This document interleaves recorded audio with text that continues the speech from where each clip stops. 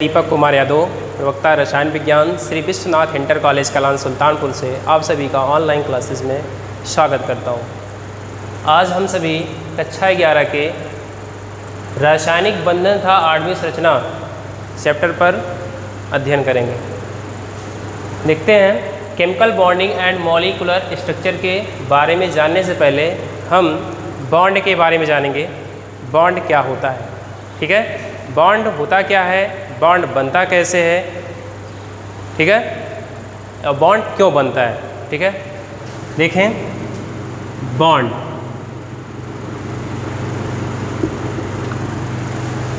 दो परमाणुओं के मध्य लगने वाला आकर्षण बल ही क्या कहलाता है, बंध कहलाता है।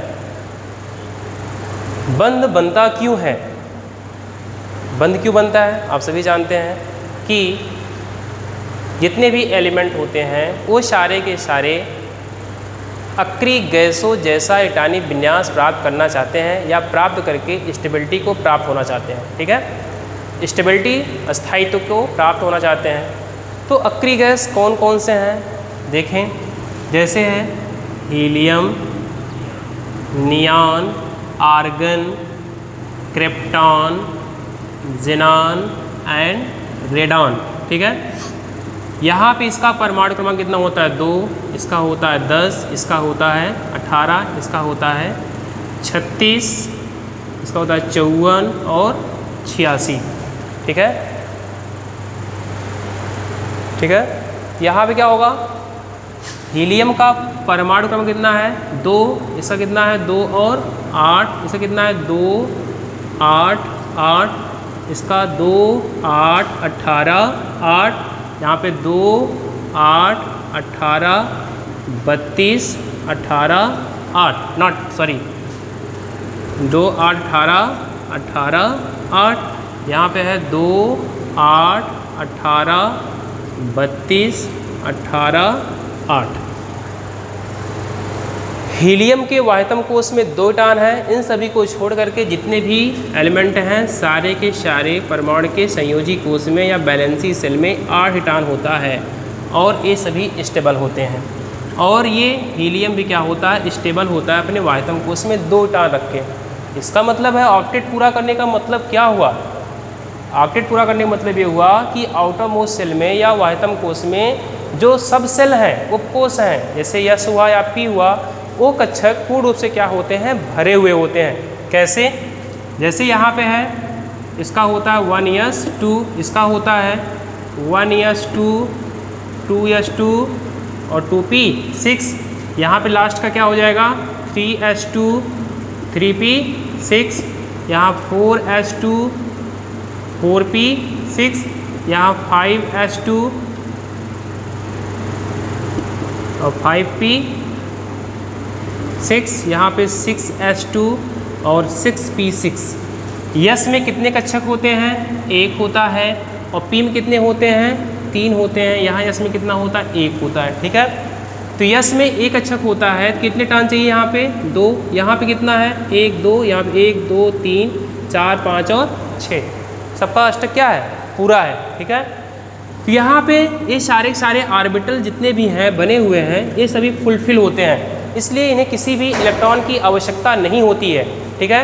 अगर इन्हें किसी इलेक्ट्रॉन की आवश्यकता नहीं होती है तो ये अक्रिय गैस के अंतर्गत आते हैं जो क्रियाशील नहीं होते हैं। तो इन्हीं के समान जितने भी एलिमेंट होते हैं सारे के सारे अपने वाहितम कोश में 2 या 8 इलेक्ट्रॉन पूरा करना चाहते हैं, ठीक है। तो यहाँ पे देखें बॉन्ड। अब टाइप ऑफ बॉन्ड, या आप उससे पहले देखें बॉन्ड बनता क्यों है, कैसे बनता है। तो बॉन्ड क्यों बनता, आपने देखा स्थायित्व को प्राप्त करने के लिए, अक्रिय गैसों जैसा इलेक्ट्रॉनिक विन्यास प्राप्त करने के लिए। अब कैसे बनता है, आइए देखें प्रकार के माध्यम से। टाइप ऑफ बॉन्ड,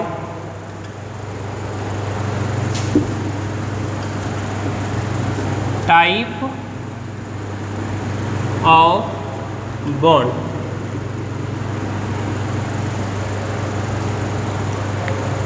अणुओं के बीच परमाणुओं के मध्य लगने वाला आकर्षण बल या उसके लगने वाले आकर्षण बल के द्वारा बंध 3 प्रकार का होता है। कैसे, कौन कौन से, जैसे आपका हुआ इलेक्ट्रो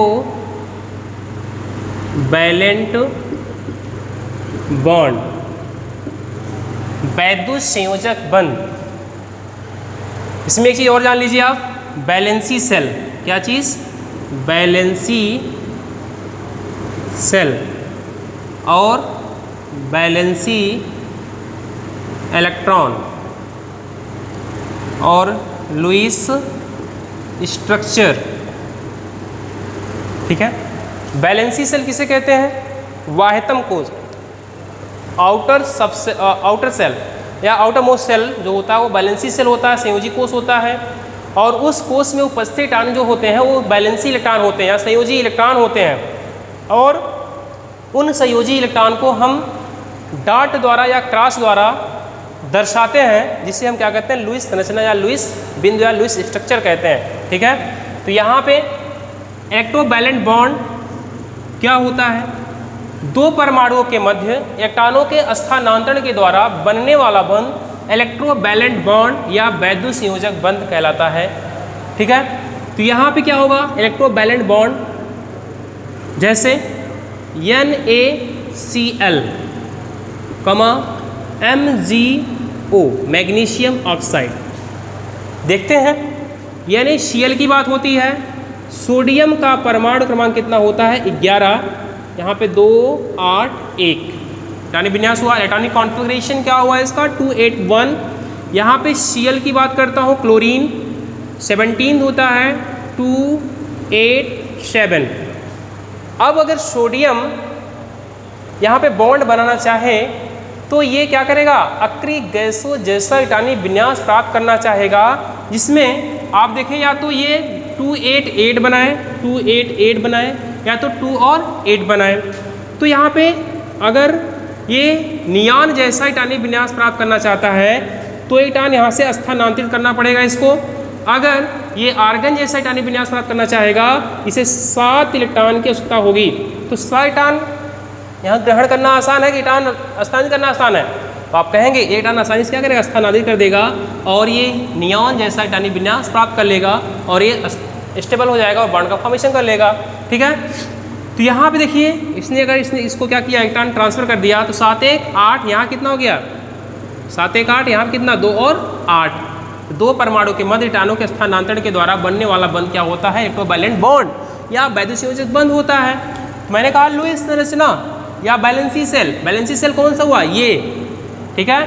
और वैलेंसी इलेक्ट्रॉन इसमें 1 है, इसमें कितना? 7 है। तो लुईस स्ट्रक्चर बना दीजिए।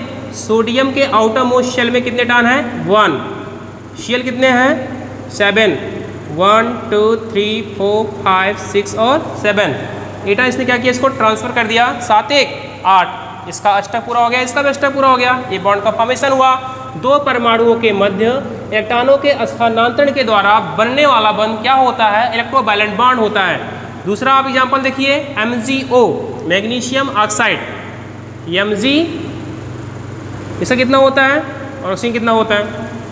12 और यहाँ पे कितना होता है? 8। 2 और 2, 8, 2 यहाँ पे 2 और 6। यहाँ पे ये इसके सहसा इलेक्ट्रॉनिक विन्यास प्राप्त करना चाहेगा, 2 इलेक्ट्रॉन स्थानांतरित कर दे। यहाँ पे 6, 2, 8, यहाँ पे हो गया 6, 2, 8। ठीक है। तो यहाँ पे हो जाएगा मैग्नीशियम 1, 2, 1, 2, 3, 4, 5 और 6 दिखा दिया। यहाँ पे इलेक्ट्रॉन यहाँ ट्रांसफर किया, एक यहाँ ट्रांसफर किया, तो कितना हो गया? 6, 2, 8 इसका भी अष्टक पूरा हो गया और यहाँ भी इसका भी अष्टक पूरा हो गया और दोनों के बीच में बॉन्ड का फॉर्मेशन हो गया। ओके, समझ आया? तो अक्रिय गैसों जैसा इलेक्ट्रॉनिक विन्यास प्राप्त करने के लिए, अस्थायित्व को प्राप्त करने के लिए कोई भी परमाणु बॉन्ड का फॉर्मेशन करता है। किस तरीके से? इलेक्ट्रॉनों के स्थानांतरण के द्वारा। और इलेक्ट्रॉनों के स्थानांतरण के द्वारा बनने वाला बंध इलेक्ट्रोवैलेंट बॉन्ड होता है। और जितने इलेक्ट्रॉन बॉन्ड फॉर्मेशन में पार्टिसिपेट कर रहे हैं या स्थानांतरित हो रहे हैं, वही उसकी वैद्युत संयोजकता होती है। क्या होती है? या इलेक्ट्रोवैलेंसी इसे कहते हैं, इलेक्ट्रोवैलेंसी। हम दूसरी बात करते हैं, दूसरा टॉपिक नंबर, इसी में दूसरा टाइप है कोवैलेंट बॉन्ड। दूसरा है कोवैलेंट बॉन्ड, इसे कहते हैं सहसंयोजक बंध। क्या होता है? ये कैसे बॉन्ड का फॉर्मेशन करेगा? जैसे एक इंसान के पास या एक आदमी के पास 2 रुपये है, दूसरे आदमी के पास 2 रुपये है, अगर दोनों बराबर 4 रुपये करना चाहें तो क्या करेगा, 2 रुपये भी लगा दे, 2 रुपये भी लगा दे, दोनों बराबर साझेदारी कर दे तो वहाँ पे क्या 2 4 रुपये हो जाएगा, है ना।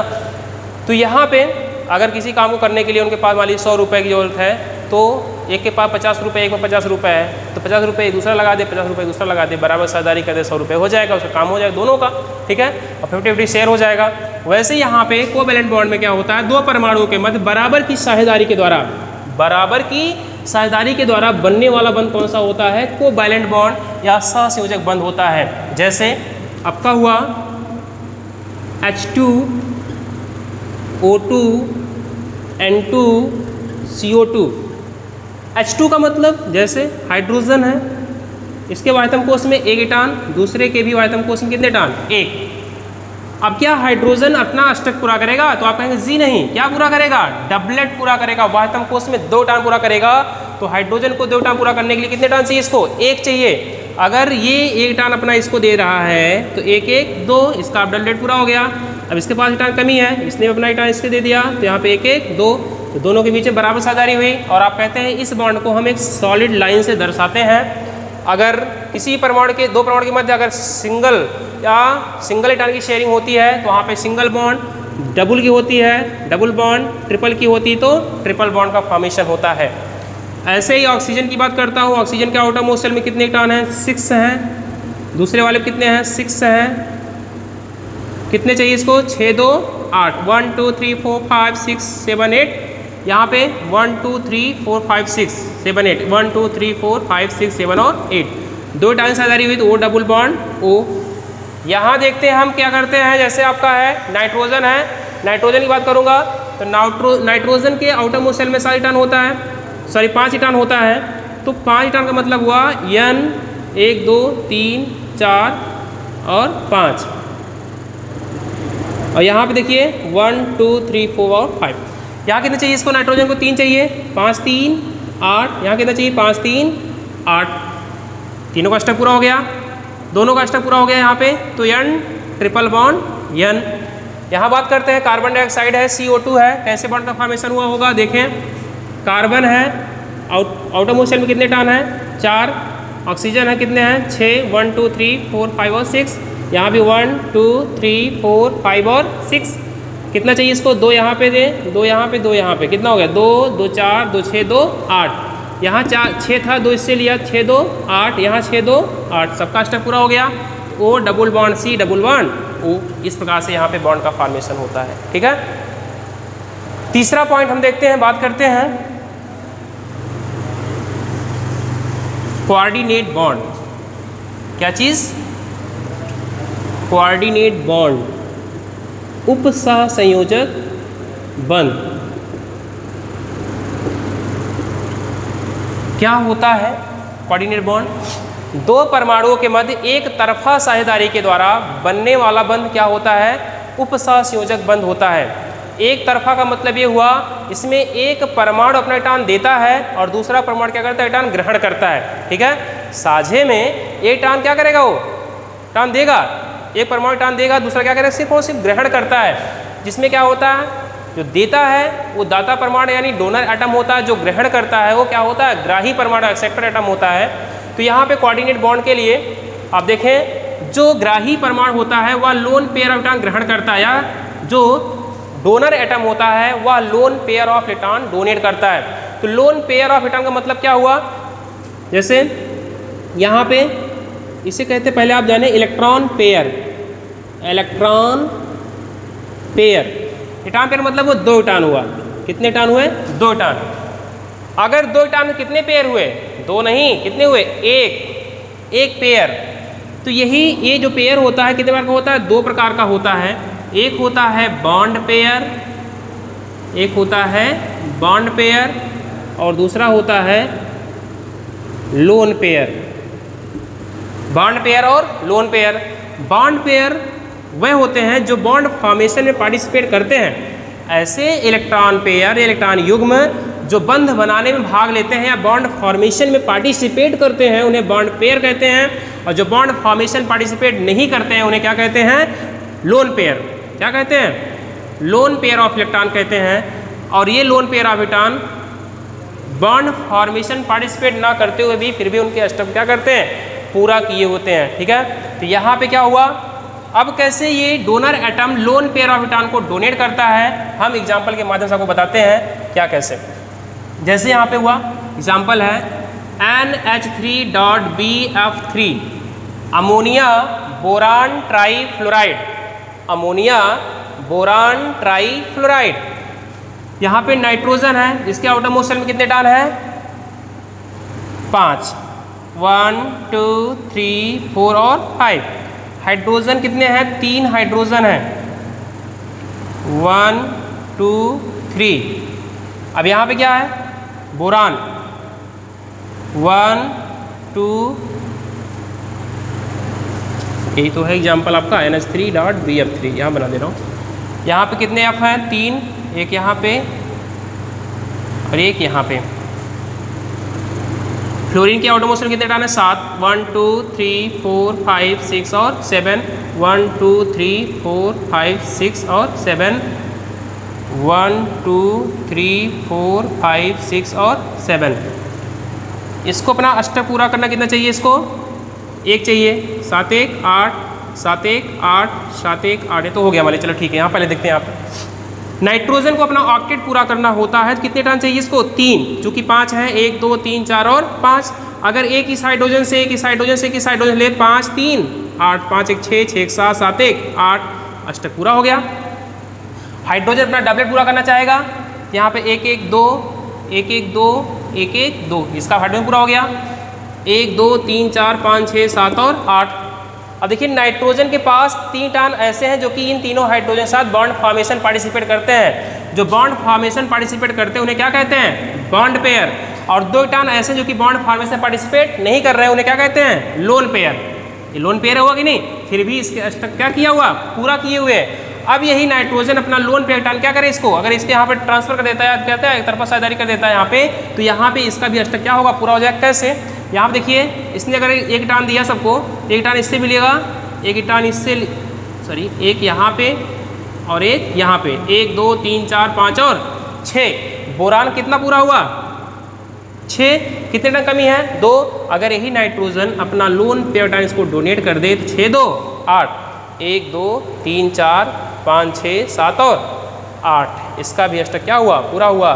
तो 2 परमाणु के मध्य क्या हुआ, एक तरफा साझेदारी हो रहा है। तो एक तरफा साझेदारी के द्वारा बनने वाला बंध कौन सा होता है, कोऑर्डिनेट बॉन्ड होता है। इसे हम एक तीर के द्वारा दर्शाते हैं। तीर का निशान हमेशा ग्राही परमाणु की तरफ होता है, और ग्राही परमाणु कौन सा, इसमें बोरान है। तो दिखा देते हैं यहाँ पे, जहाँ पे बराबर साझेदारी वहाँ पे सिंगल बॉन्ड या कहते हैं कोवैलेंट बॉन्ड बनाएंगे।